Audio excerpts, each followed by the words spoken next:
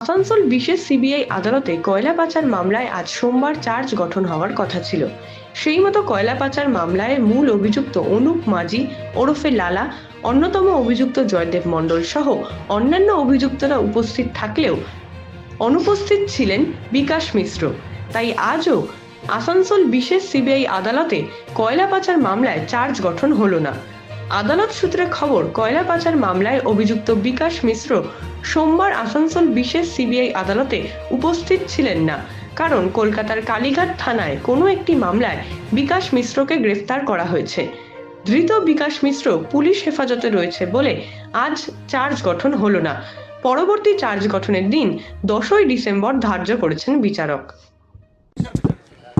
আজকে জানেন চার্জ গঠন ছিল, আজকে সব অ্যাকিউজড প্রেজেন্ট ছিল।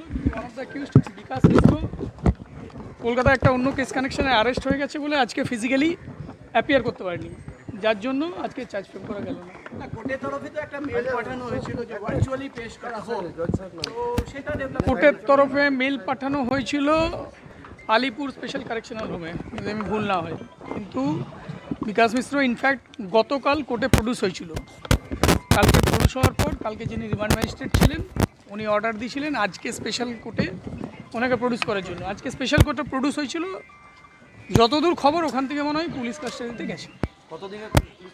আমার কাছে এখনও কনফার্ম কোনো খবর নেই, কিন্তু এইখানে নেক্সট ডেট 10-12 হলো। সব আসামি এসেছিলেন, খালি একমাত্র বিকাশ মিশ্র আসতে পারেননি, কারণ ওনাকে কলকাতা পুলিশ কোনো একটি কেসে অ্যারেস্ট করেছেন এবং ওনাকে আলিপুর জাজেস কোর্টে প্রোডাকশন দিয়েছেন। এবং যতদূর খবর পেলাম সেটা হচ্ছে যে ওনাকে সেই কেসে পুলিশ কাস্টাডি নেওয়া হয়েছে, সেই কারণে ওনাকে এখানে প্রোডাকশন করা যায়নি। চার্জ গঠনের পরবর্তী ডেট দেওয়া হয়েছে 10-12।